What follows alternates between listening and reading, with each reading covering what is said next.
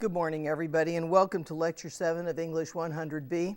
Again, some initial reminders. You should be adding onto a grammar review cassette tape and listening to it at least one time each day. And you should also be using the online grammar tutorial to supplement class presentations. A reminder that the URL for that website is grammar.deanzacollege.org. And please be sure to refer to listserv memos for due dates on current assignments. We have a really long agenda today. We'll see how far we get. We're going to continue the start we made the other day on the complex sentence, and so we'll go back to setting up the palette on pages 101 and 107. But don't open your books. In fact, close them right now. I don't want to see books. We will formally, in a few minutes, review the definition of the complex sentence, the definition and function of the dependent clause, and check to see how the memorizing of subordinate connectives is coming along.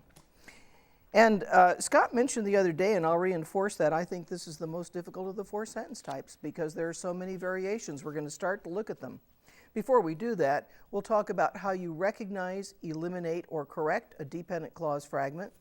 We'll also talk about how can you tell the difference between words that can be either subordinate connectives or prepositions. And there are several examples for us to look at in the Setting Up the Palette book. But then I'm going to start you on a series of exercises. This will be the first one in laying out the text on page 71, where you get practice switching gears, using a word deliberately as a preposition and then taking that same word and using it as a subordinate connective. When we get past that point, we'll start to talk about punctuation rules that apply to the complex sentence. We'll look at the Palette book on pages 109 to 114. We'll talk about the difference between a non-restrictive and a restrictive clause. We'll talk about your need to learn to track and tabulate clauses and to create accurate visual diagrams for this particular sentence type. We'll go beyond that, if time permits, to pages 115 to 119, and we'll talk about words that can double function as subordinate connectives and relative pronouns in a dependent clause. We'll talk about exceptions to that rule. We'll talk about when you should use who as opposed to that or which. And once again, there are many examples in the Palette book for us to look at. And then we'll go to pages 120 to 124, and we'll talk about how you should go about trying to recognize an implied subordinate. Came across an interesting example of my own last night that'll come up in this lecture that I hadn't anticipated. I'll tell you when we get there. I have a number of practice assignments for you to do. These won't come in. These are exercises that you do on your own to improve your recognition, for example, in exercise 3 of the difference between a preposition and a subordinate connective. In exercise 4, there are pages that will give you room to practice punctuation that applies to the complex sentence. In exercise 5 on pages 91 to 99, and all of these are in laying out the text, you'll have more practice in working with relative pronouns that can double as the subject of an dependent clause because they're also subordinate connectives. And then in exercise 6, we'll talk about implied subordinate connectives that appear quite often in a complex sentence. So if your books are closed, Justin, very much closed, how would you define a complex sentence? It has one independent clause and at least one dependent clause. Can I have two main clauses? That's to say, can I have two independent clauses? You can have two dependent, but just one independent or main, yeah. Okay. Jerry, what goes in a dependent clause? 3 parts, always. Oh boy, a subject, an object, correct? No, No. we don't care about object, but I agree with subject. Subject, a verb, And what was it there? what's the third part, Justin? subordinate connective. A subordinate connective. It's always going to have those 3 parts. The moment you tell me you're looking at something, you tell me it's a dependent clause, the next thing I want to know is where's the subordinate. And speaking of subordinates, Janice, do they go in the beginning, the middle, or the end of a dependent clause? End. The end. Is that right, Vince? A subordinate connective in a dependent clause. Do you find it at the beginning? Do you find it in the middle? Do you find it in the end? Should be you find it in the beginning. Definitely, always in the beginning, not sometimes, 100%. May not be the first word, but it's always, relatively speaking, going to be in the beginning of a dependent clause. Kim, what do dependent clauses do? What's their function? I don't know. Do you know, Jessica? Can I look? What do they do? Can I look in my book? No! I don't want you to read it to me. Jeff? I don't remember what the function I don't remember the function. I'm going to tell you how I translate that. I never learned it. Farah, what do dependent clauses do?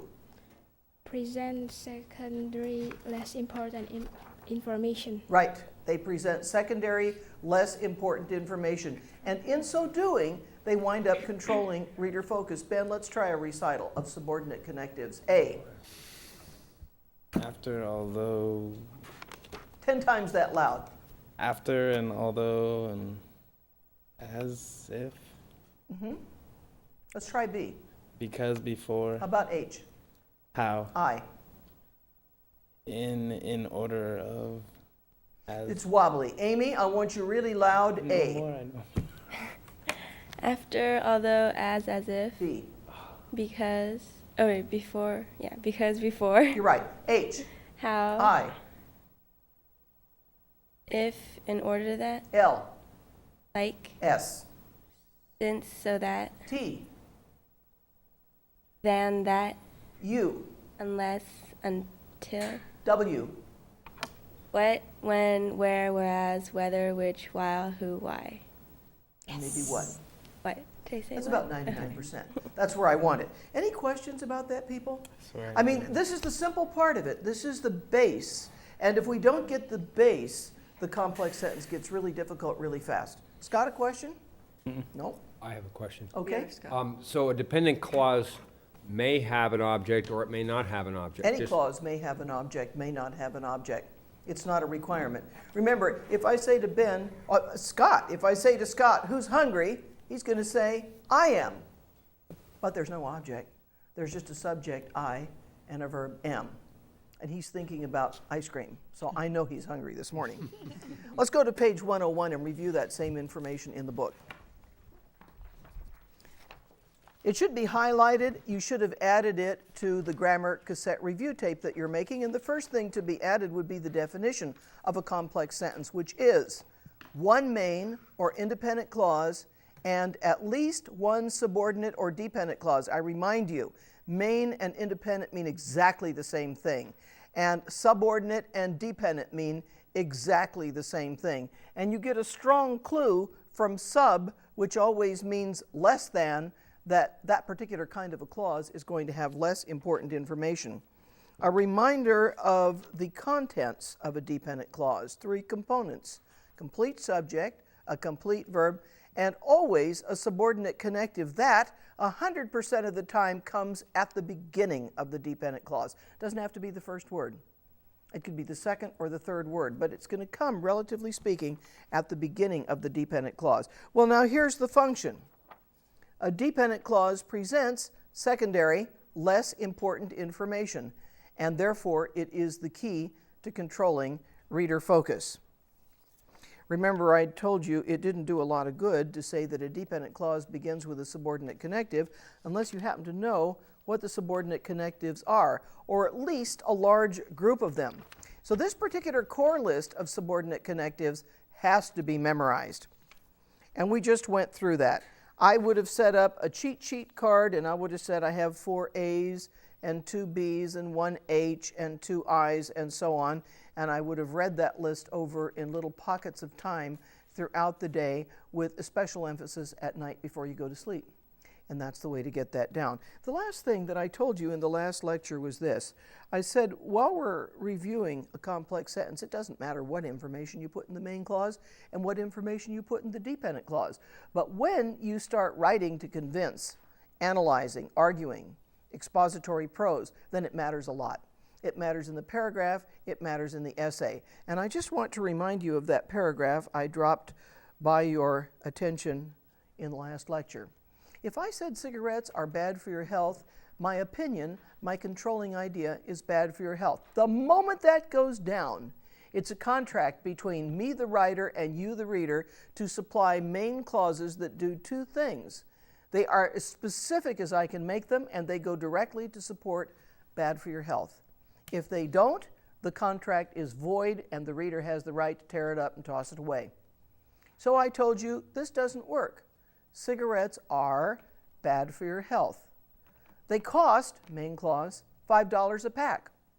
Specific, it might even be accurate, I don't know, but it doesn't have anything to do with bad for your health. So instead you need cigarettes are bad for your health, and you need to follow it with main clauses like this. Smoking just one cigarette can shorten your life by 10.7 minutes. If somebody's on the brink of deciding whether to smoke or not to smoke, that might just, maybe I should put the cigarettes aside. Another main clause. Smoking an entire pack, specify it, of 20 cigarettes can shorten your life by 3.5 hours. Period. Another main clause. In December of 2001, 97 residents out of 100 in Orinda, California, contracted lung cancer from smoking one pack of cigarettes a day.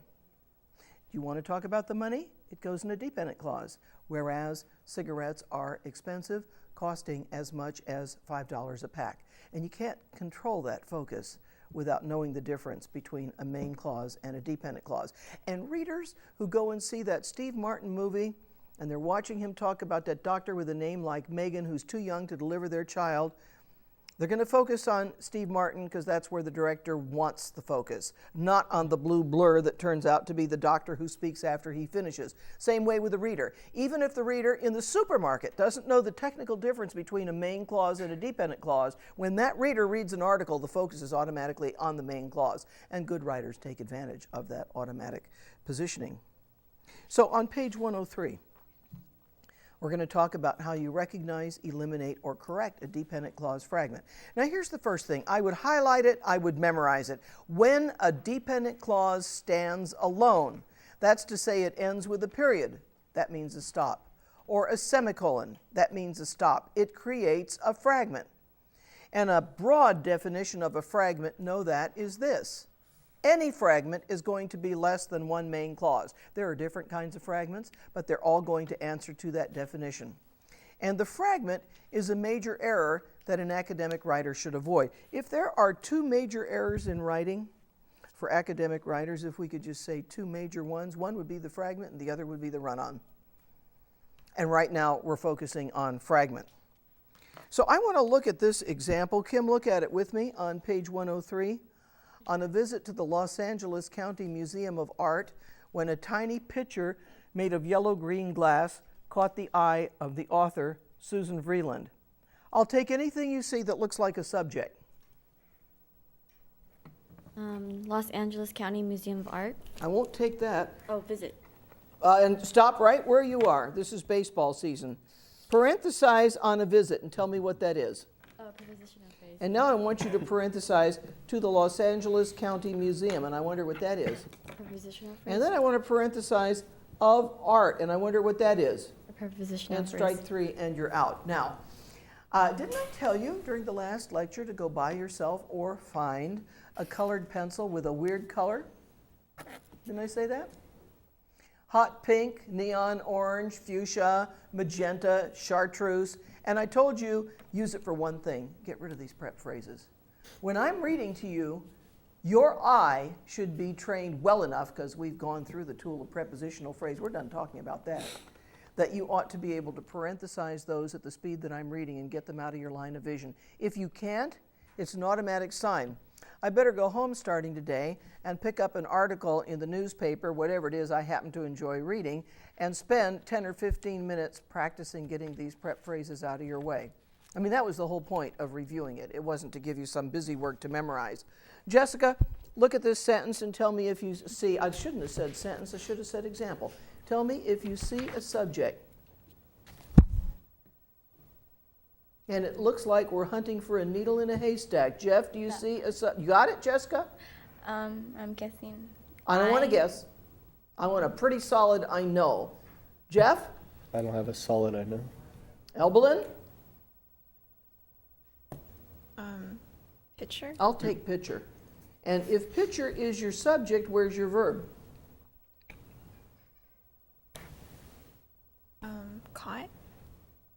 Caught? What kind of a clause is it? Main, What kind of a sentence is it? simple. Okay, I don't buy that. Scott, do you agree with Elbelin that pitcher is the subject? Yes. How about the verb? Caught? What kind of a clause? It's dependent. And the moment I hear dependent clause, my next question without fail is, where's the subordinate? When? So circle when and label this D-1. Notice this ends with a period, but I want to tell you it could have ended with a semicolon. The result would have been the same because both a period and a semicolon mean stop. And that creates, make a shorthand notation, a DC frag, meaning a dependent clause fragment that can't stand alone. If you want to go by the sound test, listen to how it sounds. On a visit to the Los Angeles County Museum of Art, when a tiny picture made of yellow-green glass caught the eye of the author Susan Vreeland, you are left hanging. That is not a main clause, and it's not a simple sentence. By the way, it's got to be apparent to you that we just switched authors, right? We're done for the moment talking about Tracy Chevalier, and we're talking about our next book, which is going to be Girl in Hyacinth Blue. Vince? For the example, is it made is one of the verb also? I'm not sure. Well, it is a verb, I will agree. Put a half under it. What if we had said, I'm going to skip the subordinate connective for a minute. What if we had said, a tiny pitcher made of yellow-green glass, period? Would that stand alone? No. But what if I said, a tiny pitcher caught the eye of the author? Would that stand alone? So this is a whole verb, this is a half verb. Okay. Anybody else with a question? Okay. We're going to fix that fragment, which we said was a major error, and highlight the way to do it, which is simply to throw out the subordinate connective. That's all it takes. So now we have this particular sentence. On a visit to the Los Angeles County Museum of Art, a tiny pitcher made of yellow-green glass caught the eye of the author Susan Vreeland. Janice, where's your subject? Pitcher, Pitcher. Where's your verb? caught, What kind of clause? main, What kind of sentence? simple. Simple. And I want you to see something, people. The only difference between this example, I'll put them up one at a time, and this one is that this one has a when and this one doesn't.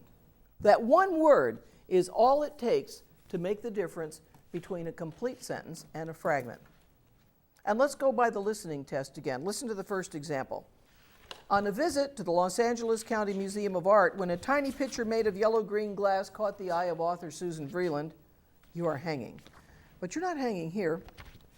On a visit to the Los Angeles County Museum of Art, a tiny pitcher made of yellow-green glass caught the eye of the author Susan Vreeland. You see what I'm saying? One word. That's all it takes to make the difference between a complete sentence and a fragment. Well, here's another way to fix that fragment. Highlight this. You can add the dependent clause to a main clause. And in so doing, of course, you'll create a complex sentence. So let me read this to you. On a visit to the Los Angeles County Museum of Art, when a tiny pitcher made of yellow-green glass caught the eye of the author Susan Vreeland, her mind raced back across time to thoughts about a different time and a different place. Scott, where's the subject now? First subject is pitcher, Pitcher. And the verb is? caught, And the kind of clause is? dependent, And the subordinate is? when, Okay, now, two things. Label the clause D-1. D-1 is going to mean dependent clause number 1. And the next thing, start a little drawing and start it right here. Track these clauses in the order that you see them. Where's your next subject, Scott? blind, And how about the verb? raced, And what kind of a clause is that? the main. So now that's M-1. And it shows up in my drawing right here. Obviously, Scott, how many main clauses do I have? 1, And how many dependent clauses? 1, If I have one main clause and one dependent clause, it becomes an addition problem. What kind of a sentence do I get? complex. Complex. At the moment, I'm not worried about the punctuation. I want you to see that we have a dependent clause added to a main clause which fits that definition of a complex sentence. Clear? And I want you to mark things like this right through the quiz that we'll get when we finish reviewing the complex sentence. Anybody with a question? All right. Now we're going to look at another problem. And this is the problem. It couldn't have helped past your notice when you were memorizing subordinate connectives during the last lecture, after the last lecture, that you had just memorized a good half dozen of those words when we were going through prepositions. Is that right? And if a word like after can be either a preposition or a subordinate connective, how do you tell the difference? And the answer is pretty simple. Highlight the caution for starters. Some subordinate connectives double function as prepositions. Highlight this as well. Although they are both modifiers, it's easy to distinguish one from the other. And of course the answer is by having an accurate definition in your mind of what a dependent clause is and an accurate definition in your mind of what a prepositional phrase is. If you have those two things working, you can't make a mistake. Highlight this. This is a redefinition of the dependent clause. A dependent clause, highlight that, will always contain a subordinate connective that is followed by a complete subject and a complete verb. You have to know that. So let's take a look at this. Before that tiny artifact was put behind glass to keep it from being touched, it was created by a Phoenician glassmaker to be used as a container for medicine. Yvonne, where's your subject? Artifact And how about a verb? was put. And what kind of a clause is that? Dependent. Where's the subordinate? Before. So we'd circle before, that's how we're going to mark subordinates. We'd label this D-1, and we would start a drawing right here. Where's your next subject? It And your verb. was created. And what kind of a clause is that? Main clause. So how many main clauses do I have? One. How many dependent clauses? One. If I have one main and one dependent clause, I get what kind of a sentence? Complex. Complex. You know, I wonder about, you're absolutely right, one thing. I wonder what Phoenician refers to. Go to the back of the book. We might get lucky. And while she's looking, look at the content. We know what the grammar is. Before that tiny artifact was put behind glass to keep it from being touched, it was created by a Phoenician glassmaker to be used as a container for medicine. So Phoenician means what? Read it once for free. A native or inhabitant of ancient Phoenicia, an ancient country in southwest Asia at the eastern end of the Mediterranean in modern Syria and Lebanon. So what would we write for that? An ancient, then I'll say maybe a native inhabitant of southwest Asia. Or Syria, or And Lebanon, you said. Yes. And many years ago, that would have been called Phoenicia. It's like a Californian is somebody from California, right? So a Californian glassmaker, if you can imagine that sort of thing, would be a glassmaker who was from California. Yes, Maritza? Carol, can my dependent, the subordinate connected can be before that, like in a group subordinate, or not really? Where do you think you see a subordinate? Because we have before that, but before is a subordinate connected, and that Oh, also no. back to back. No. No? Tiny and artifact, tiny and that are That. describing the artifact. Okay, So those are adjectives, those are noun modifiers. They have nothing to do in this case with subordination. all right. And then I want you to re-highlight and be sure you've memorized the definition of a prepositional phrase. Highlight this. A prepositional phrase will begin with a preposition that is followed by a noun or pronoun object. Again, if you know that definition, I don't think you can go wrong. Let's take a look at this example. 1900 years earlier, the item now before her might have been held by a mother in order to pour a drop or two of soothing liquid onto a sick child's tongue to ease some unknown pain. Pippa, what would you say a subject is? Item. And where do you say the verb is that goes with item, and be careful? Okay, might have been held. Might have been held. And what kind of a clause is that? It's main. I wonder what kind of a sentence this is. Simple.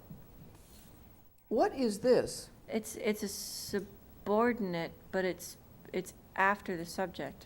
Oh, now wait a minute, just look at before her. Well, before is a subordinate, Or it can be, or it can be what else? prep phrase. What is it here? Before her. Prep phrase. It's a prep phrase. Do you see that? Before, in this case, is followed by a pronoun object, and that's the end of that story. The item now before her. The item might have been held, and you're right, it's positioned in the wrong place to be part of a dependent clause. It's a prep phrase. Let's look at that, and you highlight it to go along with what I have. Highlight your dependent clause in the first one. This is the first one we looked at. This was before used as a subordinate. Just highlight the whole thing. Before that tiny artifact was put behind glass to keep it from being touched. As you can see, before is followed by a subject and a verb. And that makes it a dependent clause, right? Night and day different from before used as a preposition. 1900 years earlier, the item now before her, it's a prep phrase because before is followed only by a pronoun object. You see that? And it takes some practice. But if you know absolutely the function, the definition of a dependent clause and the definition of a prepositional phrase, you can't make that mistake. Where we had that caution, which was on page, give me a reminder, where was the caution about not confusing these two? It's on page 104. 104. Make a note, see page 106. And I want you to go to page 106 and look at this particular list of single word prepositions. You're going to go to page 77 first. Go to page 77. And on your list of single word prepositions, you're going to find them there. You're going to find them on 106. I would highlight these 7 words: after, as, before, like, since, to, and until. And that's on page 77 I'm talking about right now. And then I would take the highlight and I would just draw a band of color and put a little note. Watch out. Those 7 words mean watch out, but they mean watch out for different reasons. On page 106, and we've done some tripping on this one, to, followed by a noun or pronoun, is going to create a prepositional phrase. So we have these examples from the sentence we just looked at. To the Los Angeles County Museum is a prepositional phrase, and to thoughts is a prepositional phrase. This is the one to watch out for. Highlight and star it. To, directly followed by a verb plus a noun or pronoun object, is going to give you a verb phrase, or if the technical term, an infinitive phrase. So to keep it is a verb phrase, not a prepositional one. To ease some unknown pain is a verb phrase because to is followed by a verb. So to can go either way. It can be prepositional, it can be a verb. The other 6 words, if you go to page 107 now, the other 6 that are left, after, as, before, like, since, and until, can either be prepositions or subordinate connectives, and they're going to switch on you from sentence to sentence. You have to develop a trained eye. Look at this, drawn to other thoughts like a magnet. Susan Vreeland imagines a glass blower working in his studio under the scorching heat of the midday sun while fashioning the pitcher with its long curving spout, inspired perhaps by the shape of an animal seen earlier that day. What would you say, Maritza, is the subject? Susan Berlin. Susan Vreeland. And how about the verb? Imagine. And the kind of clause? Main clause. And the kind of sentence? A simple sentence. What about like a magnet? Prepositional phrase. Prepositional phrase. And we agree with Maritza, don't we, that this is a simple sentence? There are a lot of words. Most of them are phrases. A good many of them turn out to be prepositional phrases. Anybody with a question?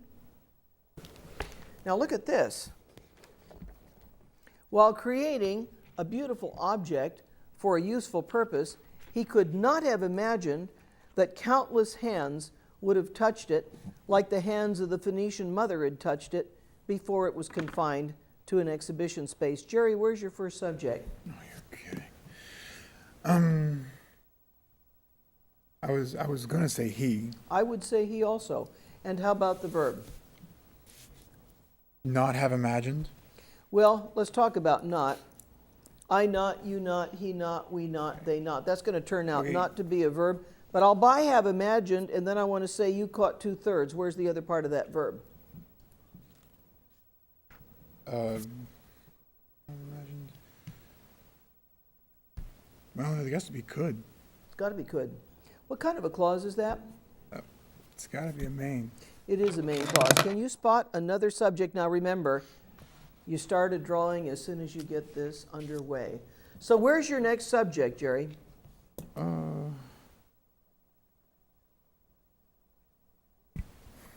Scott, what do you say?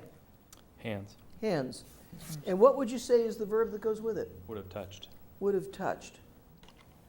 And what kind of a clause is that? That is a dependent clause. And the subordinate is? That. So we would circle that, and we would label it D-1, and we're continuing the drawing.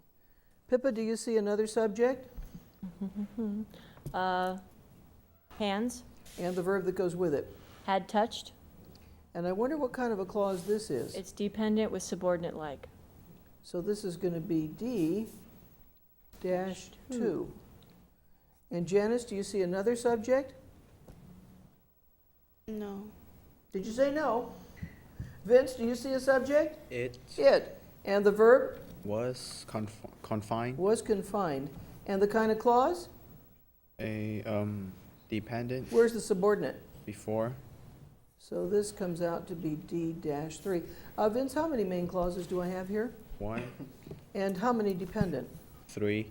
If I have one main clause and 3 dependent clauses, I get what? Complex sentence. I have another question. Janice, I don't see any punctuation after imagined. Well, let me just mark that in a different way. I don't see any punctuation between imagined and that, between it and like, and I don't see any between it and before. We don't have that rule yet. No, You can't answer that question. I will answer it for you. I was going to say, why don't we see any punctuation? And the answer is, when you have dependent clauses like that, 3 in a row, following a main clause, you don't have a pause, so you don't have a comma. If you can read it through pretty much in one breath, that's all it takes. And we'll get to that punctuation rule shortly.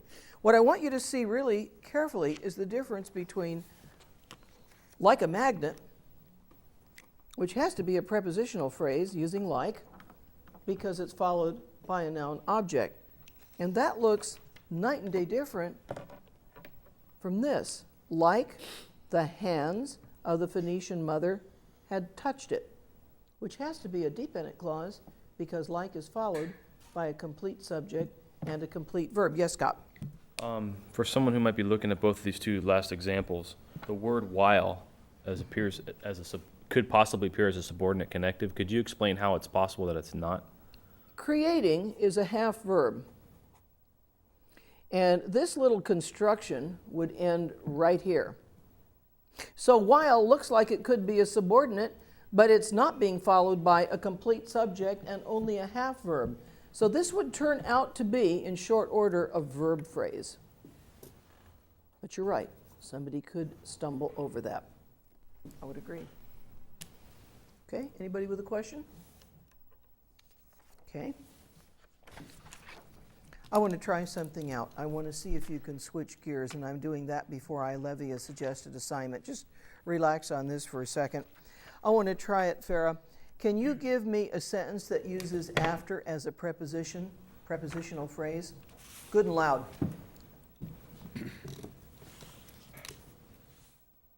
After the test, Keep going. I want a whole sentence out of that. after the test, I went home. Okay.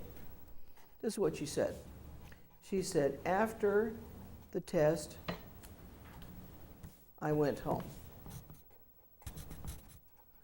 Where's your subject in that sentence? I. And where's your verb? When. And what kind of a clause did you give me? Main clause. What kind of a sentence is it? Simple sentence. And what is this? A prep phrase. Now switch gears and give me after as a subordinate connective in a dependent clause. I went home after the test. No. I went home after the test. All you did was reshuffle those words. Jeff, use after as a subordinate connective in a dependent clause. I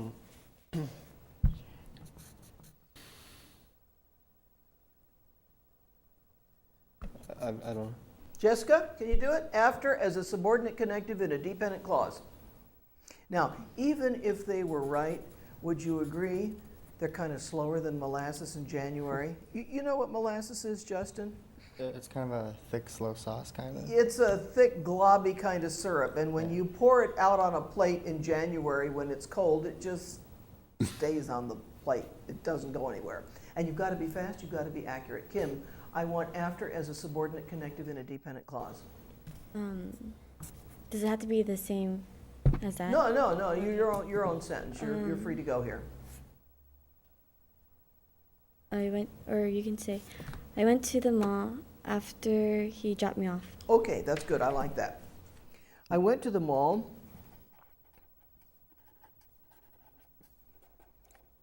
after he dropped me off. Kim, where's a subject here? Subject is I. How about a verb? Went. And the kind of clause? Dependent. Isn't A it? dependent clause? Where's your subordinate? After. Where Or- do subordinate connectives go in a dependent clause? In the beginning, in in the middle, and beginning the end? In the beginning. So, what kind of a clause is I went to the mall?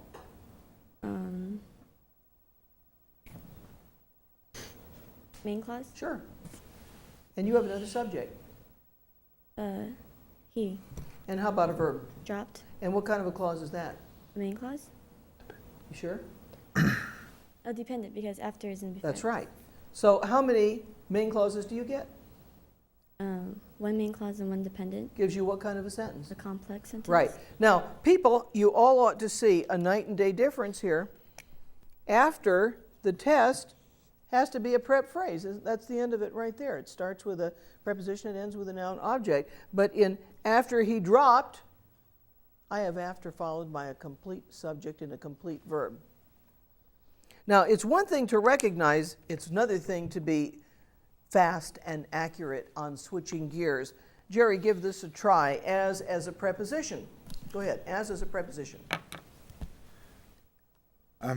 As I opened the door, I ran into Jeff. No, because as I opened the door, as is followed by a subject and a verb. Vince, give me as a preposition.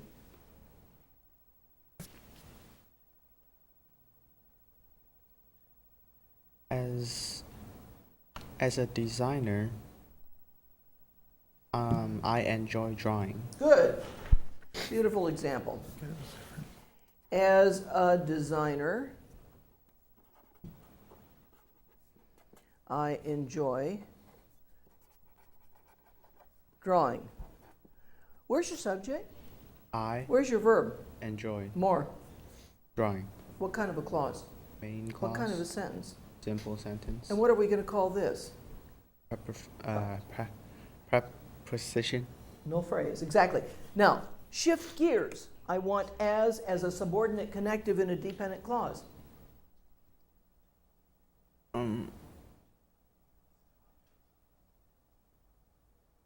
I enjoy drawing as I listen to music.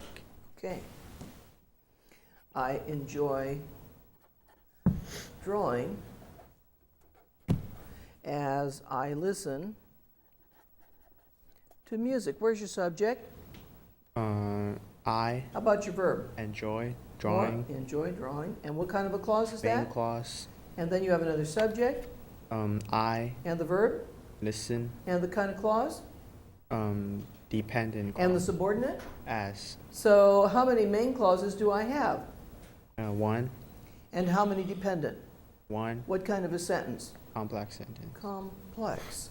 So this is a simple sentence with as a designer, just a prep phrase as followed by a noun object. This is a complex sentence with as I listen as followed by a complete subject and a complete verb. Not easy, but you've got to have it and you've got to be reasonably fast. Let's just try a little bit more. If I said, Pippa, try the word before as a preposition. Well, we just had before, but let's try it again. Okay. Before the day began. No? Okay, wait. Okay. Before time, comma. No. You're on a roll. Before time. Before time, comma. I was not studying. No, you Period. weren't even born. Yes. Before time would definitely be a prep phrase. I dug You myself did in a not hole. exist. Let's see what happens with before as a subordinate connected for a dependent clause. Okay. Before I woke up this morning, my mother knocked on my door. Okay. All right, Scott, let's try like. Like Preposition. me, Go ahead. like me, she's hungry for a pizza. Thank you. Yeah. Now try like as a subordinate connective in a dependent clause.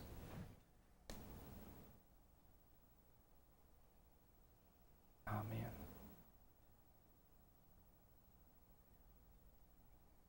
Start with the main clause. I can't even think of one. My mind's drawn a total blank. Can you do that, Maritza? Like as a subordinate connective for a dependent clause? I enjoy studying English like Thomas enjoys studying math. Like I said, Scott, English is difficult. Yeah, I got one now.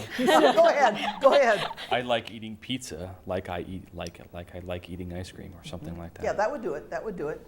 Okay. All right. Now, Jerry, let's go to until. Use it as a preposition.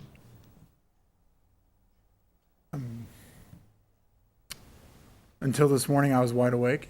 Now use it as a subordinate connective in a dependent clause.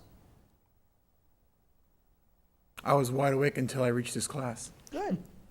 Justin, let's try since as a preposition.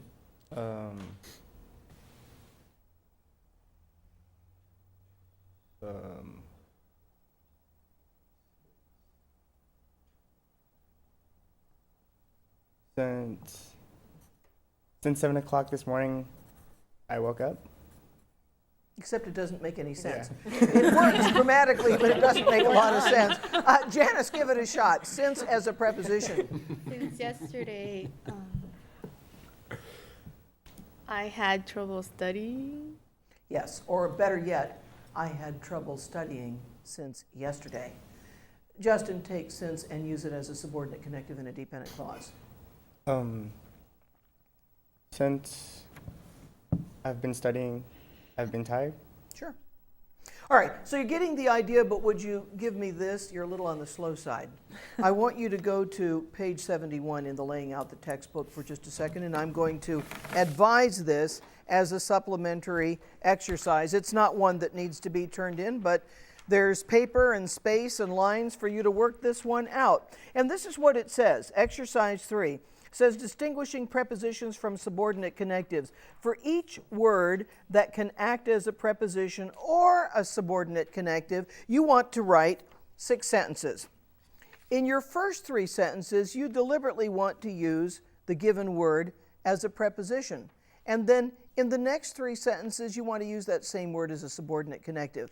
Now, because you have 6 words that can go either way, that's going to give you a total of 36 sentences. So you'd start with after and just set yourself something to think about. What do I want to do later today? After class, I want to go home. After lunch, I want to take a nap. I want to go to the movies after my homework. And then if it's a dependent clause, you switch gears and you use after as a subordinate connective. After I do my homework, I want to go to see a movie. After I finish reading my book, I want to go to the bookstore and get a new one. After I eat dinner, I want to wash clothes. And you can practice moving your dependent clause around. You can put it in front of your main clause and back of your main clause, and then do the same for as. Go right on to as. I would type these up. 3 with as a preposition, and 3 with as a subordinate connective.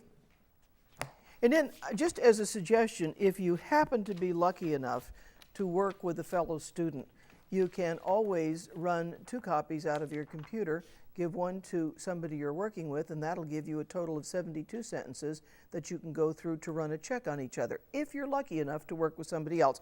But this doesn't really require it. You can do it on your own. Here's the important thing. Having somebody tell you how to do something doesn't do any good unless you practice it. It's got to go from the head, through the arm, through the hand, and onto a piece of paper, really. Until you do that, the explanation doesn't do a lot of good. I remember taking a statistics class right here on campus, and I was so slow, by the time I got the statistics calculator on, the people in the class already had the answer figured out. So there was some writing on the wall right there. I was going to have to work at statistics, but there were occasions when I thought I got it. I thought I got some of the examples on the law of probability, but then I had to go home and work through every example in the book. By the time I worked through every example in the book, I did understand the law of probability, but it wasn't good enough just to hear somebody say it in front of me and say to myself, right, I got that one this time.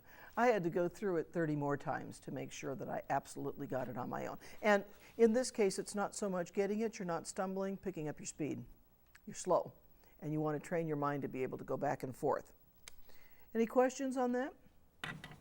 Let's start to get punctuation rules, which I was so anxious to give you just a few minutes ago. Let's go back to the Palette book on page 109. There are punctuation rules, 4 of them as a matter of fact, that go with the complex sentence. Here's the first. Highlight it, memorize it. A dependent clause preceding a main clause has a pause, and a comma is needed to separate those 2 clauses. I want to look at that rule again. A dependent clause preceding a main clause has a pause. So a comma is needed to separate the 2 clauses. Now the thing about it is this. The written language is a reflection of the way you speak. And when you speak, whether you know it consciously or not, if you have a dependent clause going in front of a main clause, there's an automatic pause. You need a comma to reflect that. Take a look at this particular example. Although the life of a craftsman covers a brief span of time, a work of art created with his hands and his heart can take on a life of its own and exist for many years after its maker's death. Elbolin, where's the first subject that you see? Life. And what about the verb that goes with it? Covers. Covers. And what kind of a clause is that? Main. A main. Is that right, Kim? It's dependent. How do you know? Because all those, So circle although, mark this D-1 and immediately start a drawing. Elbolin, where's your next subject? Work. A work. And how about the verb that goes with it? Created. If I had, this is a verb, I don't disagree with you about that, but if I said a work of art created with his hands, period, would I have a clause, a complete clause, do you think? So with that ed ending, you remember those can go whole verb, half verb. In this case, you're looking at a half verb. So let's try that again. A work is the subject. Where's the verb that goes with it? Can take. Yes. And what kind of a clause is that going to be? Main. And I think actually you have another verb in that clause. Do you see another verb?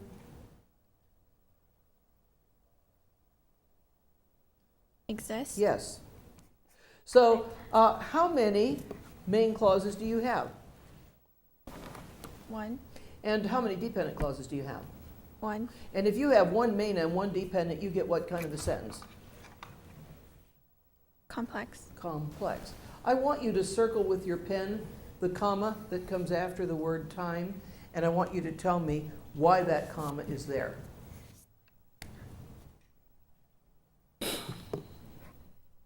You know, before you go on and give me an answer, let me make a point. I know you're an art major, and I think that a lot of times people who write think of writing as an interior design assignment. You know what I mean? They read, they see commas, and they say, okay, well, I'll put one up here, and I'll balance it with 2 over there, and there's a reason. It's not interior design. There is a reason for that comma. Why is that comma there after time?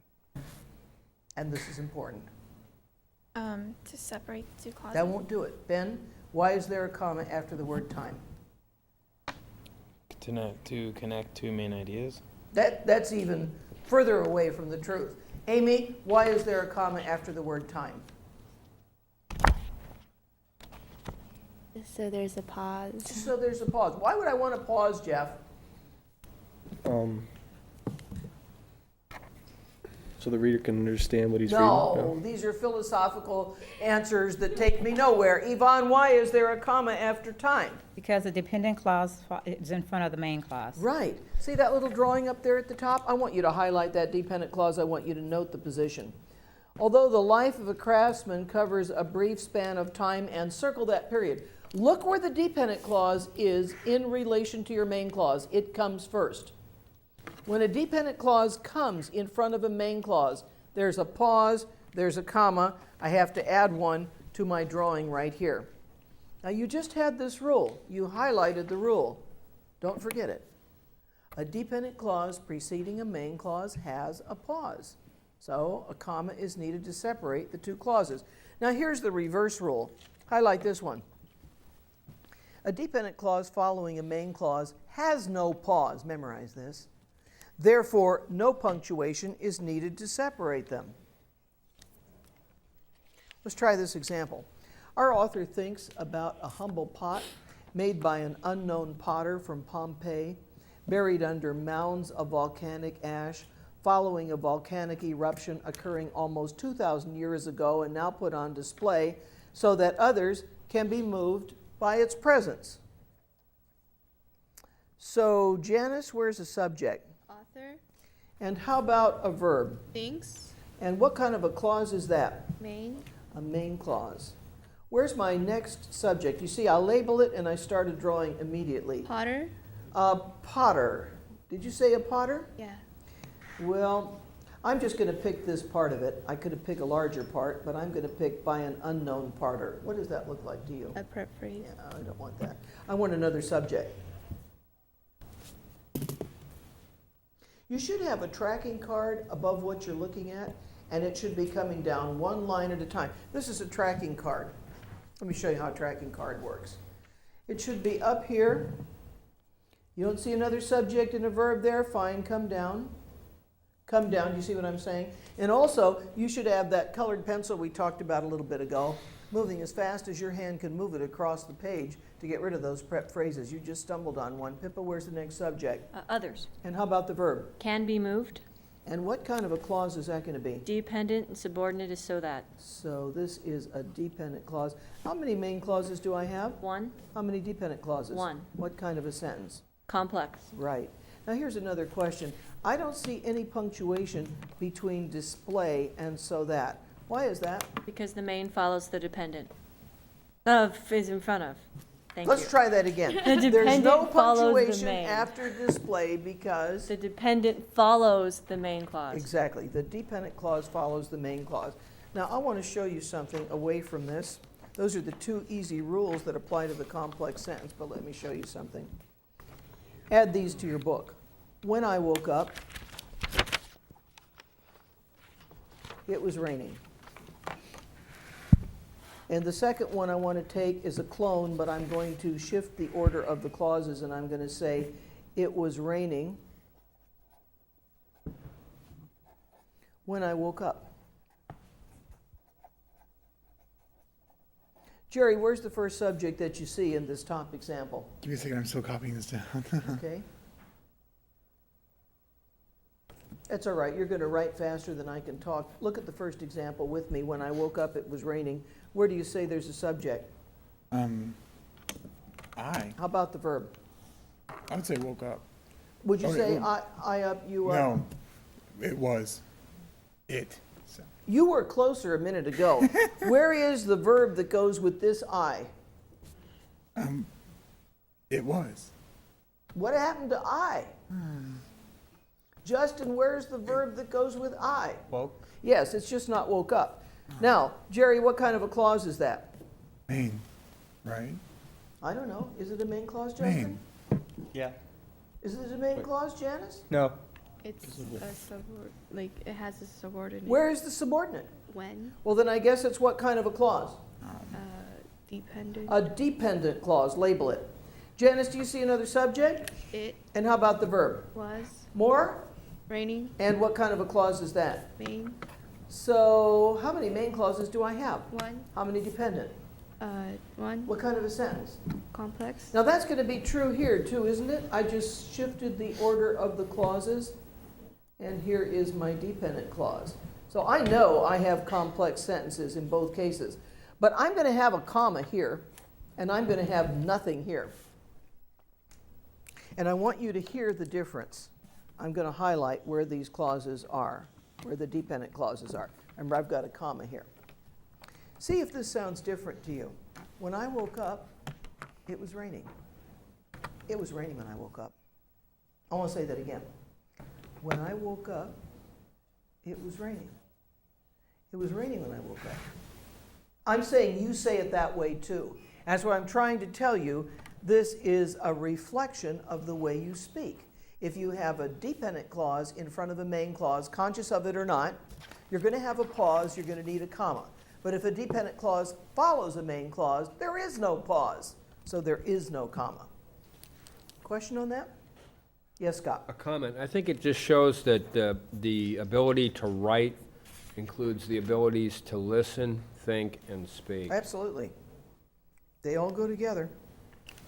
Make a little note so far. Complex sentence, 2 punctuation rules.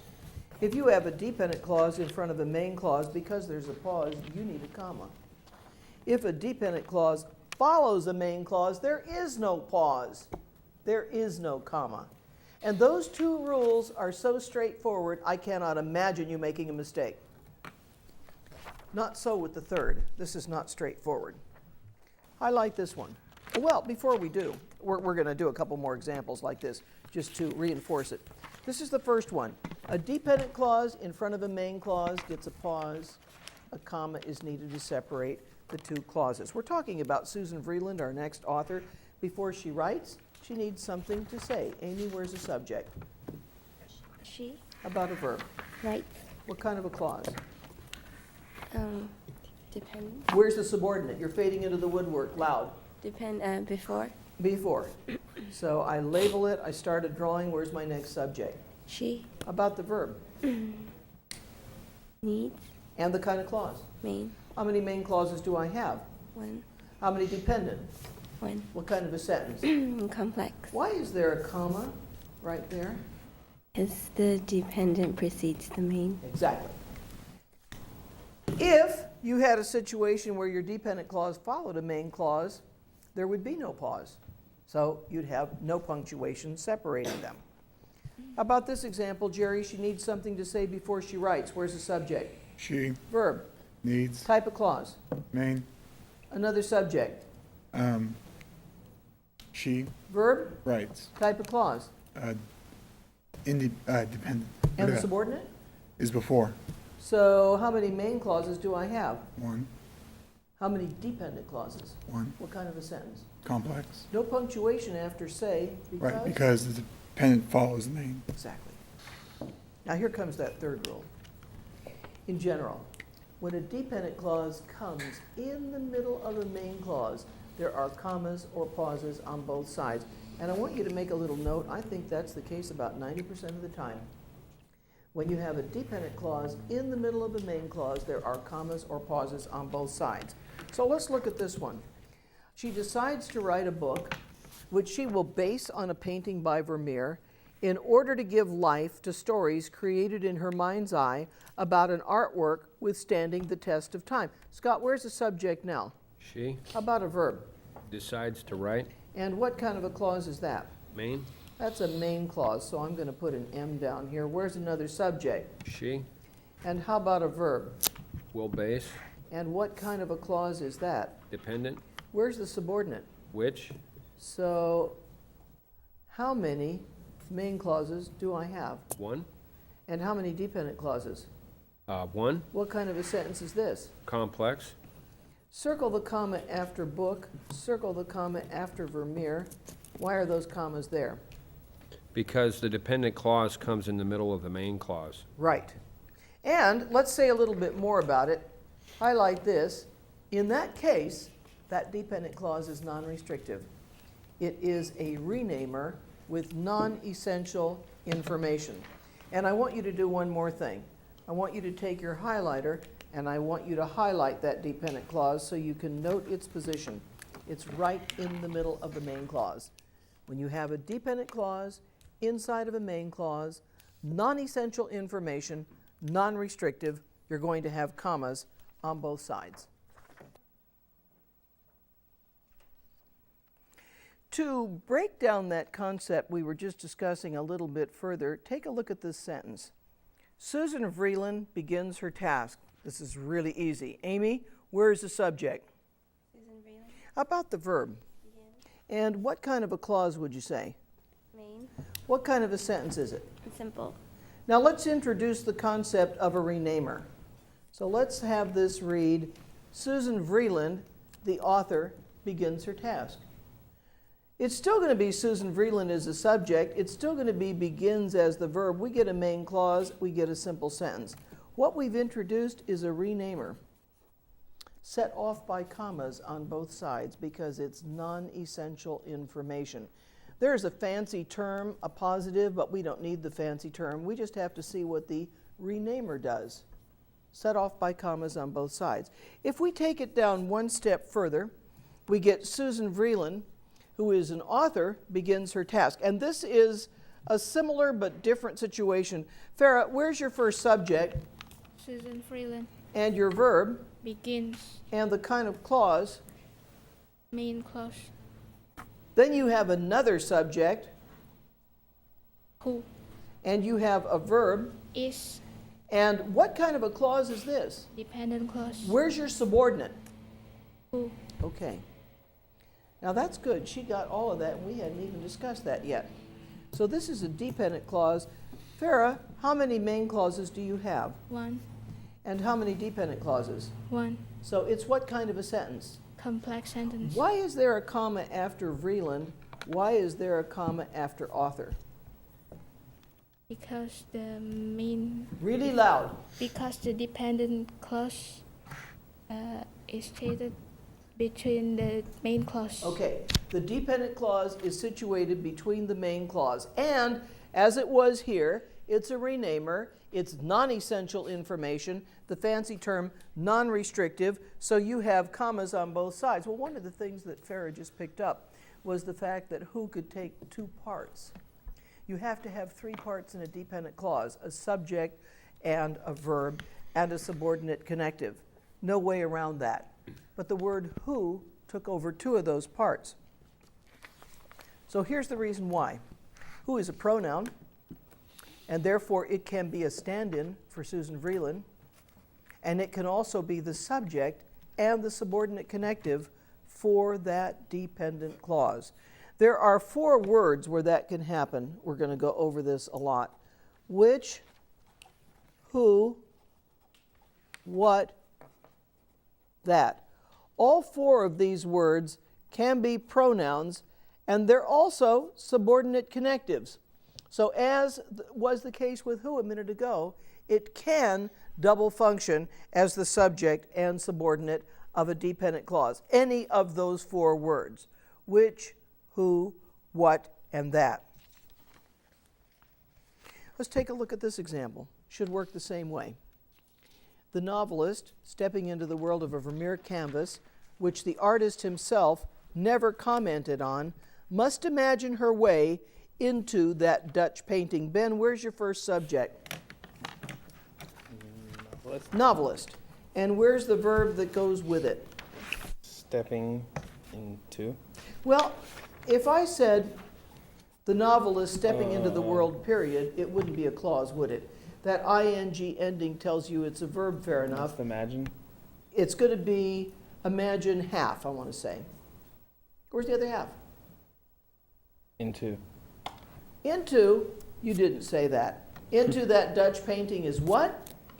A prepositional. A prepositional phrase. Try not to stumble on those. You got 50% of the verb.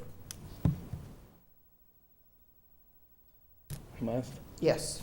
So if we say novelist must imagine, what kind of a clause do we give? Main clause. It is a main clause. I'll just put an M-1 here, and I'll put an M over here. Do you see another subject? Artist. Artist. And how about a verb that goes with that? And then never commented. Can I say I never, you never, he No, never, we commented. never commented? And what kind of a clause is that? Dependent. Where's the subordinate? Which. So, big picture, how many main clauses do I have? 1. And how many dependent? 1. What kind of a sentence is it? Complex. Why is there a comma after canvas and another one after on? Because the dependent comes in between, in the middle of the main clause. Yes, and it's a renamer, and it's non-essential information, and it's non-restrictive. So for all those reasons, commas on both sides, and I would highlight once again the placement of that dependent clause just so that I could see where it was. It's right in the middle of the main clause. And adding to that little drawing that we had started just a minute ago, this one is going to look like this. And I'm guessing that picture is going to be the case 90% of the time. When you have a dependent clause inside of a main clause and it's a renamer and it has non-essential information, non-restrictive, you're going to have commas on both sides. Like I said, I'm guessing 90% of the time that's going to be the case. Well, let's take a look. First of all, look at the content. Let's get this back into view. The novelist stepping into the world of a Vermeer canvas, which the artist himself never commented on. Remember, we don't know anything that Vermeer thought about his paintings because he never wrote anything about them, must imagine her way into that Dutch painting. Well, the image that we're going to look at is Vermeer's painting called Woman in Blue Reading a Letter. And this particular painting, it's a very lovely one, is kept in the Rijksmuseum in Amsterdam. Now, the thing about Susan Vreeland is she didn't use this painting, but she made up one of her own, one that really doesn't exist. But the painting that she made up drew on the kind of clothing worn by this particular young woman in this painting. Again, it's just a gorgeous painting. You have to see it in person to appreciate it. And small, size of a sheet of notebook paper. This is the fourth rule. It's the toughest one. Highlight this one on page 112. Sometimes a dependent clause in the middle of a main clause is restrictive. Know that term and know that it means necessary. It contains information that is essential to the meaning of the main clause. And when that's the case, no commas are used. I want to look at that again. Sometimes a dependent clause in the middle of a main clause is restrictive, contains information that's essential to the meaning of the main clause. And when that's the case, no commas will be used. So now we have this sentence: to participate in her creative vision, all that you have to do is to read her novel called Girl in Hyacinth Blue. Now, what would you say, Kim, and I'll take any subject or verb you can find, is a subject or a verb in this example? You? I'll take you. And how about the verb that goes with it? I see two. What would you say is the verb? What would you put 2 lines under? Have to do. Okay. And would you say that was it? I want to call it 18%. No, it's more than 18%. It's about 50%, I want to say. It would be you have to do is to read. That's right. And it goes all the way there. We'll come back and discuss that verb. I wonder what kind of a clause that is. That clause is a dependent clause. Where's the subordinate? That? Okay, I want to isolate that dependent clause. I'm going to label it because you mentioned that it was a dependent clause, but I want you to read it to me. I want you to start with that, and I want you to stop when it stops, just the dependent clause. That you have to do is to read her novel called Girl in Hyacinth Blue. Okay, is that whole thing, do you think, is that whole verb, and I threw you when I said 50%, does it all go with you? Because I think you were closer to the truth when you thought you found two separate verbs. I don't think that dependent clause stops there. Scott, read the dependent clause. Let's see where you say it stops. That you have to do. Right there. And this is a verb. There's no question about it. But we're looking to see what goes with you. Okay. Now, do you see another subject, Kim? Vision. I don't think you see that. Parenthesize in her creative vision, and you get a what? A prepositional phrase. So we aren't looking at that. Well, we're getting rid of a lot of words. Is it Now what would you say the subject is? all? Definitely all. Now here's the $64,000 question. Where is the verb that goes with that? Is to read? Yes. So let me just arrow it down so that that's obvious. And what kind of a clause does that create for us? Main clause? So how many main clauses do we have? 1. And how many dependent clauses? 1. And what kind of a sentence is it going to turn out to be? A complex sentence? A complex sentence, but there's no punctuation between all and that, and there's none between these two verb parts, which looked like it could be just one verb, but it turns out not to be. Why would there be no punctuation between all and that, between do and is?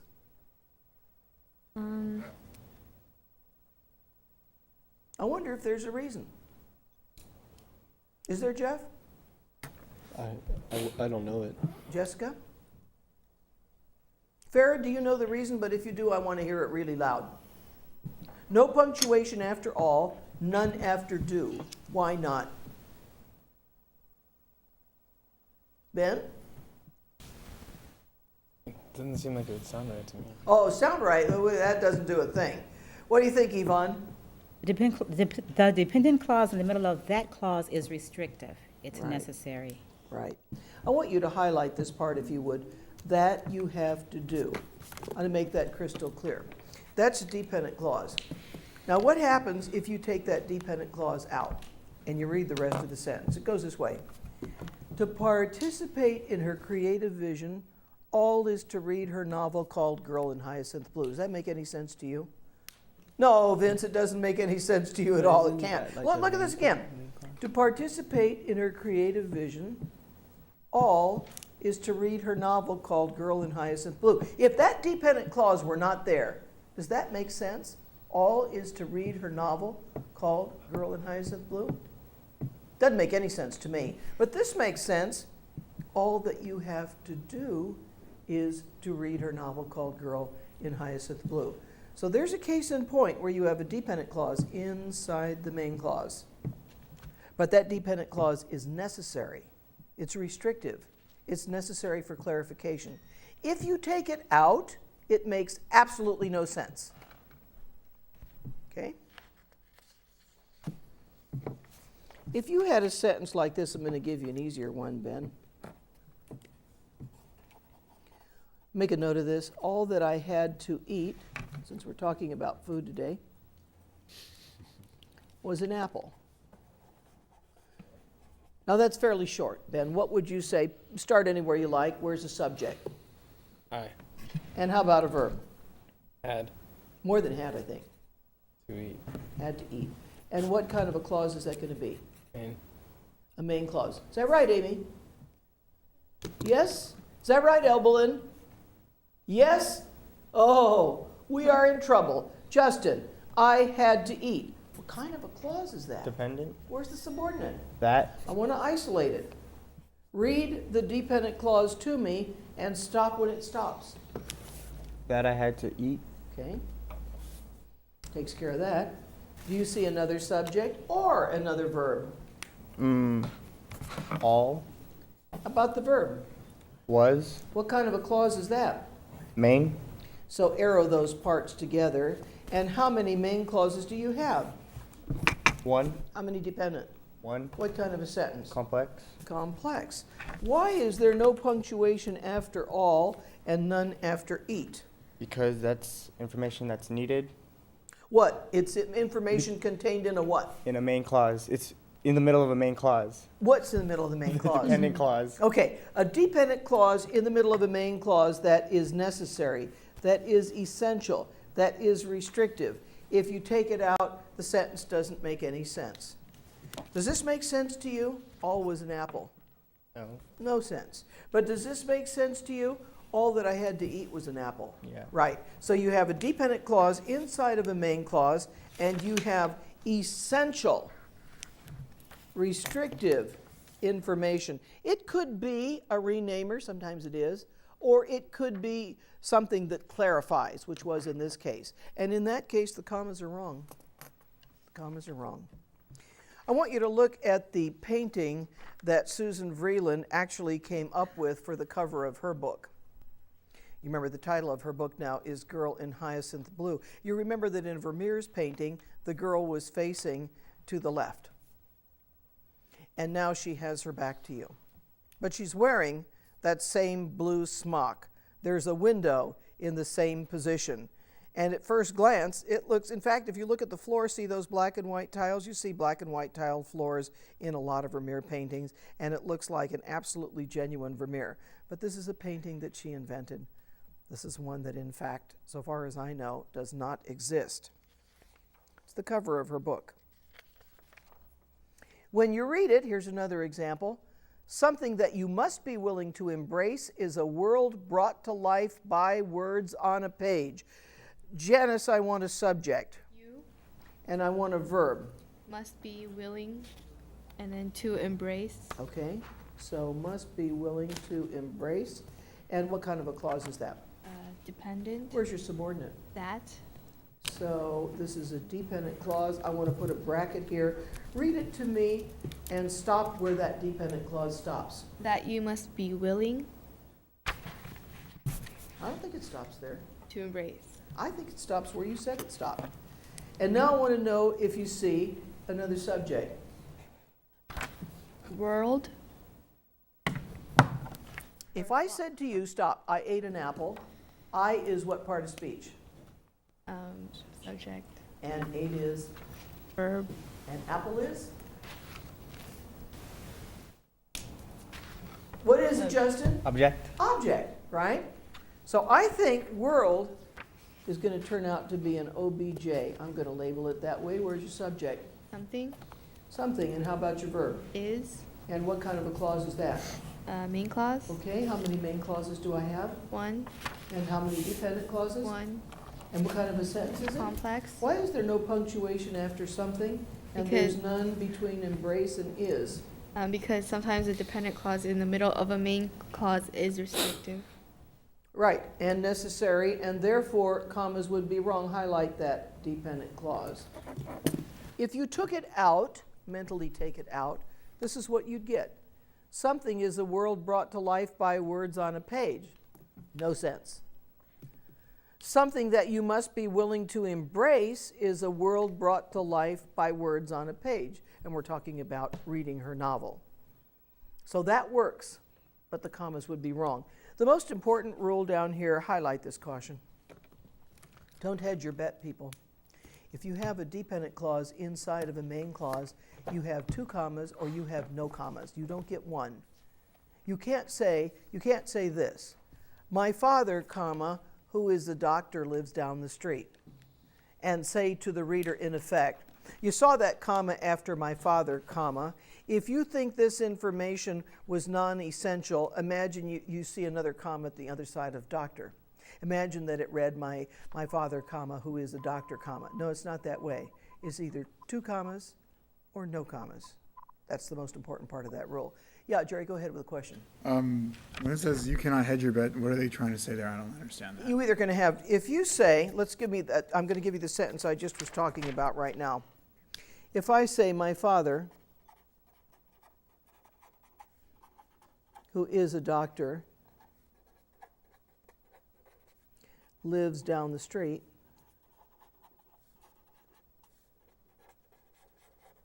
I can't have one comma. If I have a comma there, I have to have a comma here. I can't say, you as a reader, you decide. If you think this dependent clause inside of this main clause is non-essential, imagine you see a comma over there. Or if you think that who clause is absolutely essential, imagine you don't see one after father. It's either 2 commas or no commas. The worst thing you could do is have 1 comma. And we're talking about when a dependent clause is inside of a main clause, not just any old time. We're talking about that particular situation. And I want to say one more thing. I have lost my little drawing of what a complex sentence that can look like, but I want to resurrect it again. It's going to be one of these 4 things.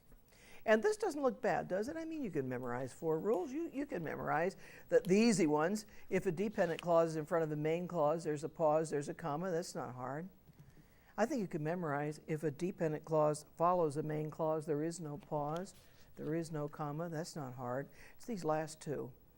If you have a dependent clause inside of a main clause, it's non-essential information, non-restrictive, a renamer, then commas on both sides, as opposed to the last one, dependent clause inside of a main clause where the information is necessary, restrictive, and no commas are used. I don't think that's bad. The problem is you're going to get things like this.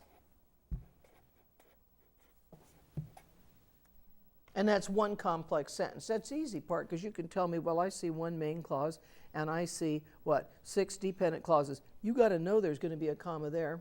Why? Because when you have a dependent clause in front of a main clause, there's a pause, there's a comma. Good chance there are going to be commas there. Why? Because when you have a dependent clause inside of a main clause and it's non-essential information, you're going to have commas on both sides. There wouldn't be any punctuation there. Why? Because when a dependent clause follows a main clause, there is no pause, there is no comma. And what I'm trying to tell you is more than one rule can apply at the same time. Why? Because a complex sentence has 1 main clause, but it has 1 or more dependent clauses, and they can be positioned anywhere. In the front of the main clause, in the middle of the main clause, after the main clause. There's no predicting that. Yvonne, question? Justin? In the example, to participate in her creative vision. Now I have to find that. Just a minute. To participate in her creative vision. You have to give me 1 more second. I found it.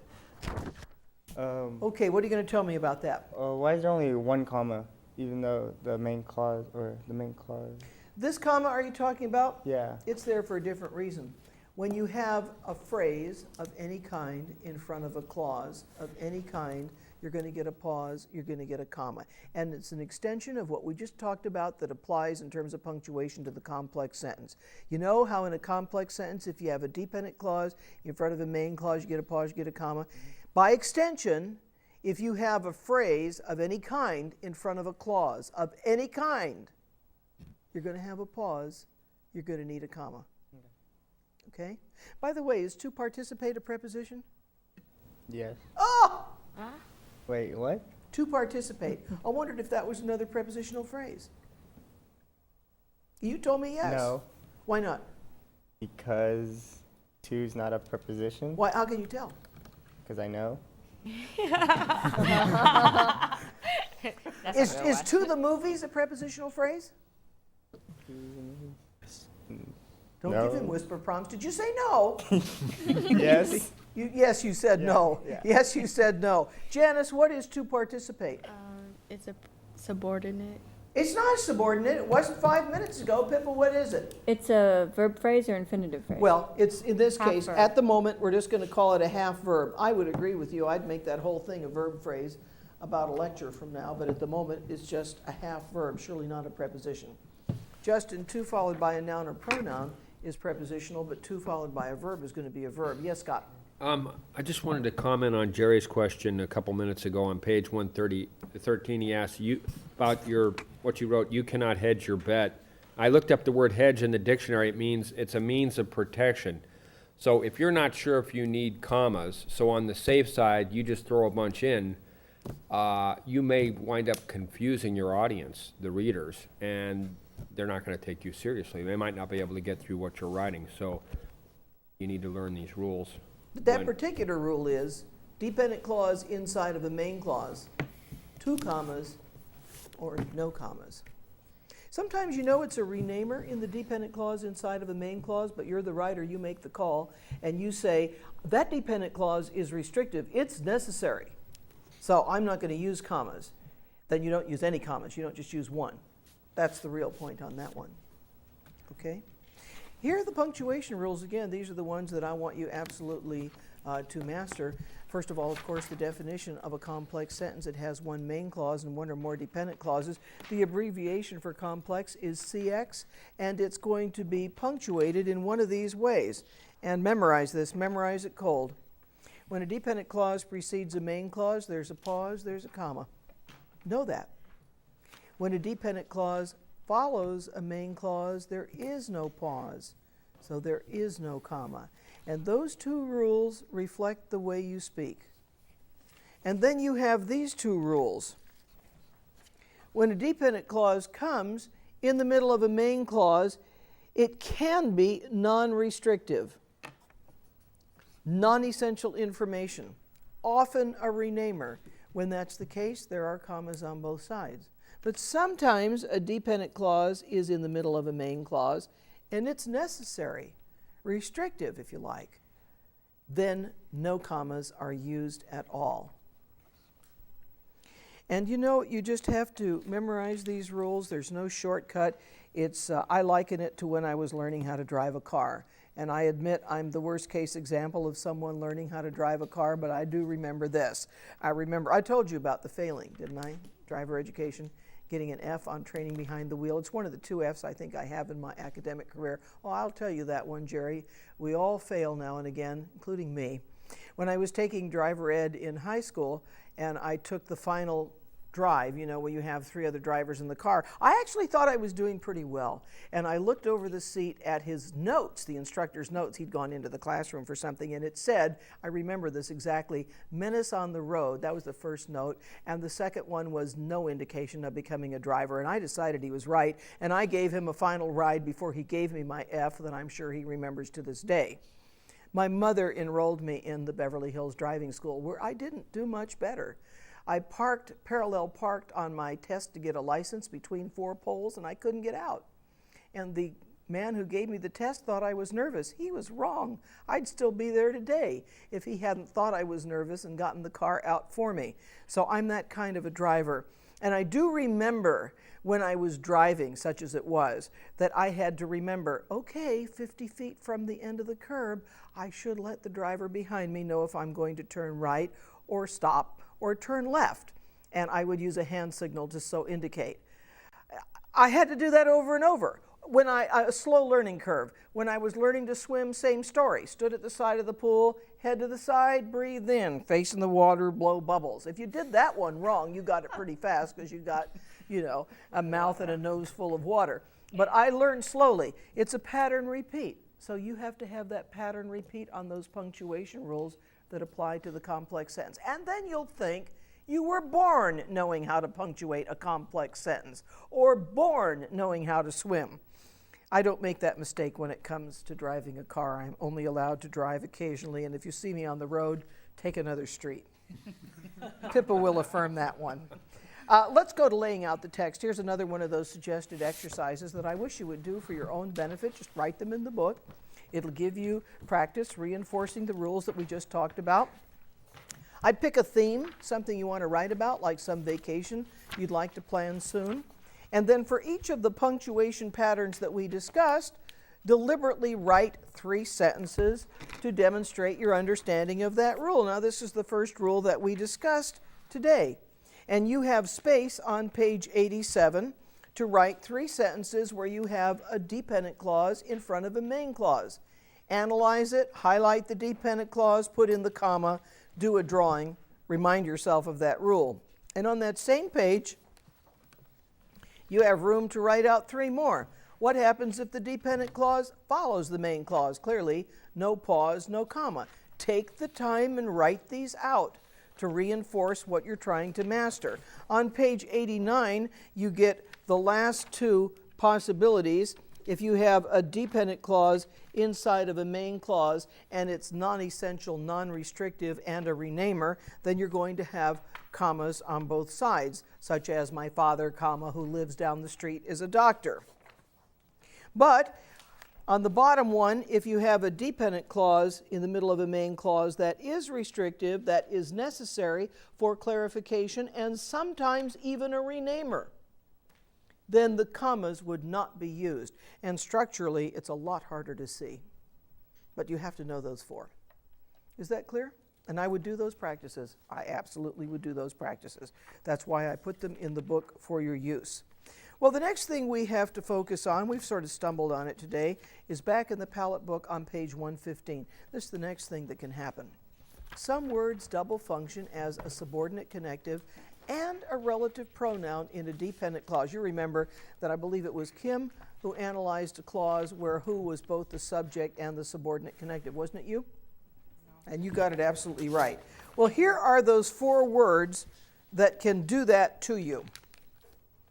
And I would highlight them and I would add them to that grammar review cassette tape that all of you are making. That, what, which, and who are subordinate connectives. Know that.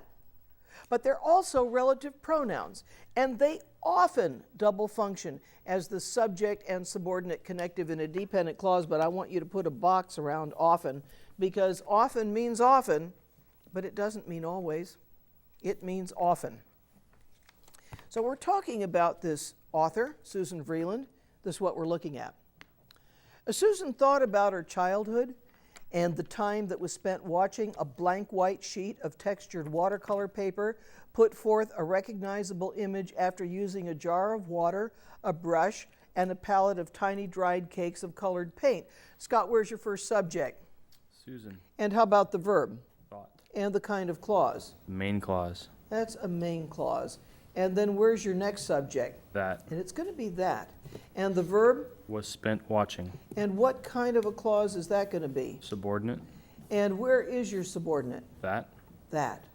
So big picture, how many main clauses do you have? One. How many dependent? Two. What? One, sorry. One. And what kind of a sentence do you have? You have a complex sentence. Why is there no punctuation after time, just for drill? Because the main clause is before the dependent clause. Now that is both the subject and the subordinate of the dependent clause. How can that be? That is a pronoun stand-in for what? That is a pronoun stand-in for about her childhood. No? I thought it was about. You see, I think I could throw this out because it's a prep phrase, right? Unless I say about her childhood and the time. Now, if I take it that way, I'm okay. If I take that prepositional phrase about her childhood and the time, then that is a pronoun substitute for the two objects in that prep phrase. Yes. Okay. Stands for the childhood and the time. Mm-hmm. Exactly. So there's a double function on that. Let's try B. Let's see what we get with B. The memory of her great-grandfather from England, living in America, painting his newly adopted homeland, and teaching a 9-year-old child, that was her of course, how to mix colors, was what stood out in her mind. Maritza, where's the subject? Memory. And how about the verb that goes with it? Was. And what kind of a clause is that? Main clause. I think you have another subject. What. And the verb. Stood. And what kind of a clause is Dependent. that? And your subordinate? What. So how many main clauses do you have? One. How many dependent? One. What kind of a sentence? Complex. Why is there no punctuation between was and what? Because the dependent clause follows the main clause. And what is a pronoun stand-in for what? How can it be the subject of that clause? What is it a substitute for? Jerry? Her memory? Yes. Her memory was what stood out in her mind of all these different kind of things, how to mix colors and how to do all those kinds of things. Absolutely, yes. Let's try this one. She could still feel the pressure of his large hand, which surrounded her tiny one, guiding her brush strokes across the surface of the paper and producing a painted calla lily as if by magic. Vince, where's the subject? She. How about the verb? could still feel. I still, you still, All right. we still. Where's that verb? No. Feel. Have, The could could, feel. could feel. And what kind of a clause is that? The main clause. That's the main clause. Where's another subject? Which And the verb. surrounded And the kind of clause. the dependent. Where's the subordinate? The which. How many main clauses do I have? You have one How many dependent? What kind of a sentence? complex sentence. No punctuation afterhand because? Because the main, it's in front of the dependent. Exactly. So what is which a pronoun stand-in for? Look back at the main clause. She could still feel the pressure of his large hand which surrounded her tiny one. Which is a pronoun stand-in for? The pressure. No, not the pressure. I don't think it's the pressure. Janice, what do you think? Could feel. No, let me read that to you again. It's a pronoun stand-in for something in that main clause. She could still feel the pressure of his large hand which surrounded her tiny hand. The hand? The hand, which is a pronoun stand-in for the hand, yes. Let's take a look at, remember now, you see what it says? She could still feel the pressure of his large hand which surrounded her tiny one, guiding her brush strokes across the surface of the paper and producing a painted calla lily as if by magic. Well, I want to show you what a calla lily looks like. First-rate calla lily looks like. These are calla lilies in Holland, and they're at Keukenhof. And if you ever go to Holland and you ever go to Amsterdam, put this as a #1 priority on your list. You can't even see it in a day. It's near the town of Leiden, where Rembrandt was born, and the most beautiful flowers in the world are there. There's just one little tiny little part of those flowers. You can't walk through and see all of them. You'll never want to look at flowers again. It'll ruin you for flowers because those are the most beautiful ones in the world. Queen Elizabeth's seen them, and so has Hillary Clinton, and me. Take a look at D. She felt lucky to have a great-grandfather who encouraged her to spend her time painting beautiful images rather than doing ordinary household chores like washing or mending clothes. Kim, where's the subject? She How about a verb? felt And the kind of clause? main Give me another subject. who And the verb? is encouraged. Now more than that. Oh, no, you're right. I'm sorry. You're right. I was looking at a half verb off in the distance. What kind of a clause is that? It's a dependent. And where's the subordinate? Who? So this is a dependent clause. How many main clauses do I have? One. How many dependent? One. What kind of a sentence? Complex. No punctuation after grandfather because? Main becomes comes before dependent. And who is a pronoun stand-in for what? Grandfather. Grandfather, exactly. So in other words, those 4 words can all take a double function, who, which, what, and that, because they are relative pronouns as well as subordinate connectives. If you'd go to laying out the text one more time on page 91 for a second. More practice than I would like you to do for yourself. Here are those relative pronouns that can be subordinate connectives. These 4 words, that, what, which, and who. Now remember, they can be both. They can be subordinate connectives and they can be relative pronouns. So they can double function as subordinate connectives in a dependent clause and subjects. Well, this time I'm suggesting that you take a personal theme, like some of your favorite hobbies, and for each word that can double function as the subject and subordinate of a dependent clause, you want to write 3 sentences that demonstrate your understanding of that rule. So you would take that first on page 93, and you would try to write 3 sentences that use that as the subject and subordinate of a dependent clause. Can anybody do that? Anybody tell me about that? Double function on that? No? What was the question? How about this? How about this? The pen that is blue is mine. Jerry, where's the subject? Pen How about the verb that goes with it? is blue. I blew. Oh, you I'm sorry, blew. is mine. I Is. mine, you mine, he mine. You're close. Is. Is. But I'll take that second one. What kind of a clause is that? Main. I want to call this a dependent clause. Where's the verb? In the dependent? In the dependent. Is. Where's the subordinate? That'd be that. And where is the subject? Also be that. So isn't that a double function?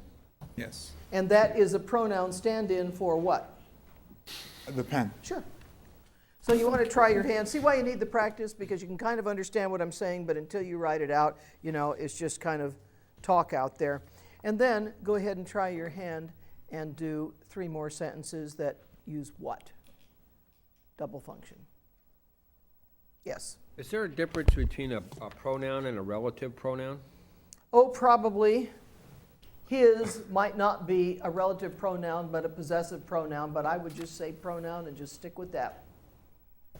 But there are possessive pronouns. It is theirs, it is his, it is mine, and it tends to complicate the issue, so pronoun is fine. Now here's the thing on page 116. That's the practice. I mean, you know, the other 2 words are reflected in that practice section of the book. But if you go back to the Palette book, I want you to highlight this caution, because it says, remember that words like that, what, which, and who may double function as the subject and subordinate in a dependent clause, but they won't always function in both capacities. So highlight this on page 117. In the following example, that functions as an adjective or a noun modifier. It is not a subordinate connective or a relative pronoun. Take a look at the example. She remembered taking a trip to Holland some 20 years earlier and passing through that quaint little village with the same Dutch name as hers called Vreeland. Elbelen, where's the subject? She. How about a verb? Remembered. Okay, I want to almost say more verb.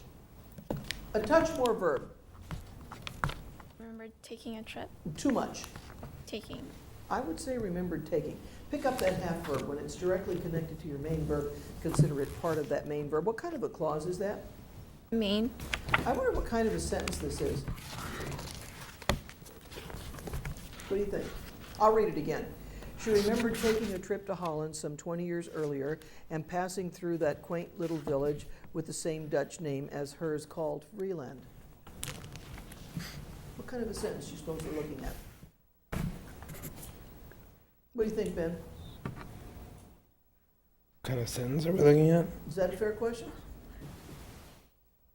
We have to find the dependent clause first. We do? What kind of a sentence is this, Jeff?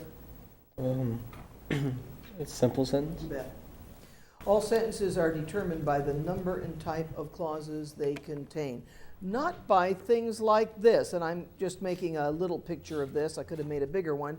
Through that quaint little village, Ben, would be a what? Preposition. Sure. So that and quaint and little would all be words that describe village. Is that true? So in this case, it's an adjective. It has nothing to do with pronouns. It has nothing to do with subordinate connectives. Carol, Yes, Yvonne? there's another verb on there, right? Passing? Let's try that. She remembered taking, right. If we take taking, we've got to take remembered taking, remembered passing, absolutely. Right. Good eye. Highlight this. In the next example, that functions as the subject of a main clause. It's a pronoun, but it's not acting as a subordinate connective. Now we have that revived memories about her own Dutch heritage and her ethnic connection to Dutch artists like Vermeer. Justin, where's the subject?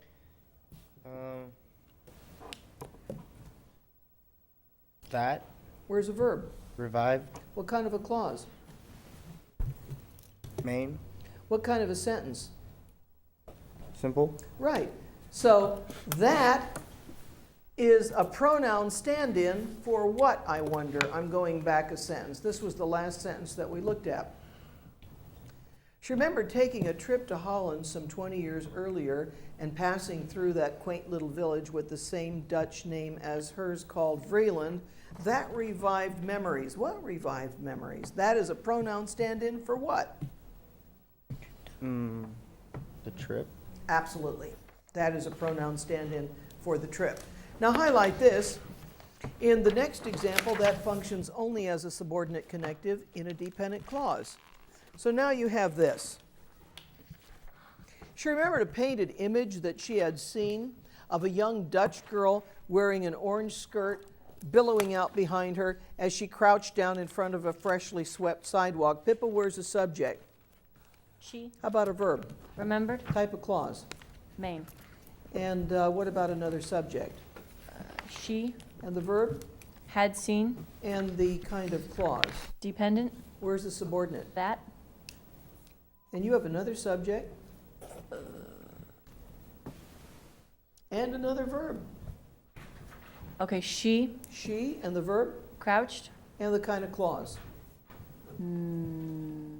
As if. Dependent. Where's the subordinate? As. So how many main clauses do you have? One.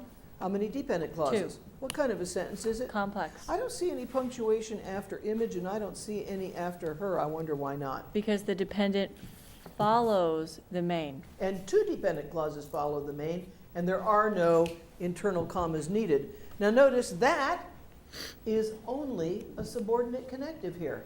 There's a separate word acting as the subject, she, which is going to be the case most of the time. Have a look at the image that Vermeer painted that she's thinking about. Now, this was the context as you look at that image. It's very hard to see. But there's a woman in the doorway, and down in the bottom, right under that central frame, is this little girl crouching down, and her skirt is billowing out behind her. And this is what she says. She remembered a painted image that she had seen of a young Dutch girl wearing an orange skirt billowing out behind her as she crouched down in front of a freshly swept sidewalk. That's Vermeer's painting of the little street. It's a little hard to see. Now highlight this. In the next example, the word that double functions as a subordinate connective. It's also the subject of the dependent clause. This is an interesting sentence that I stumbled on last night, and I learned something with it, and I wrote it. Had she been born and raised in Holland, she felt that could have been an image of her living in another age. Scott, where is my subject? She. How about the verb? Had been and raised.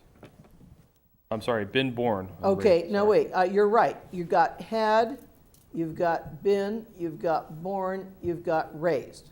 Yes. I'm not even going to ask you what kind of a clause that is for 2 minutes. I recognize it as a clause. Where's another subject? She. And where's your verb? Felt. And what kind of a clause is that? That would be a main clause. That's definitely a main clause, and there's another subject. It would be that. And the verb. Could have been. And the kind of clause. That is a dependent clause. And the subordinate? That. Now, here's the $64,000 question. What kind of a clause is this? Had she been born and raised in Holland? It would be a dependent clause. It would indeed. And where would, put it back in normal word order, would you? Just that clause. She had been born and raised in Holland. And where's the subordinate? Implied that. No, implied if. I found a new implied subordinate. And there it is. That's one, that's two. And that's going to look like this. If she had been born and raised in Holland, you're right, it's a dependent clause, but it's an implied if. I've never seen that before, but that's what came up. She felt, main clause, that could have been an image of her living in Holland. By the way, that is a double function, so it's a pronoun stand-in for what? Any idea? I'm sorry, say that again? Had she been born and raised in Holland, she felt that could have been an image of her living in another age. That is a subject and a subordinate. And what image is she talking about? Her being born and raised in Holland. No, this little image. Let's go back and look at that Vermeer picture again, a detail of it, and see the little girl crouching in front of the sidewalk. Can you see her better now? She's right in the center. And that little girl is Dutch with the billowing skirt out behind her. And she's saying, had she been born and raised in Holland, because she's Dutch, the author, she felt that that could have been an image of her living in another age. One more example. In the final example, the word who double functions as the subordinate connective and the subject of a dependent clause. And we're going to do that final example on Monday next.